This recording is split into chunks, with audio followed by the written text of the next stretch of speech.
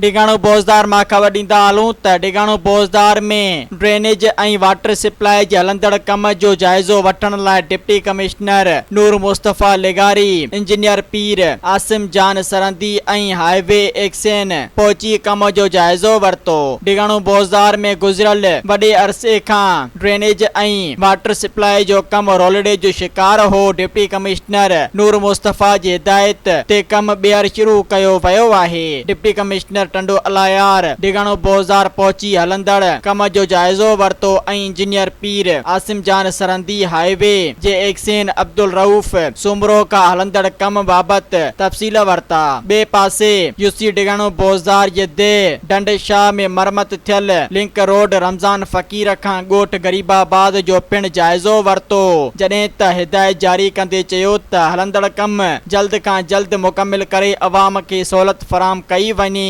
इन्ही मौके ते यूसी चेयरमैन अशफाक खान लेगारी, engineer Pir Asim Jan Sarandi, public health जे ऑफिसर जुल्फकार अब्बासी ऐं अल्ताफ पिताफी समेत लाॻापियल अमलदार मौजूद हुआ।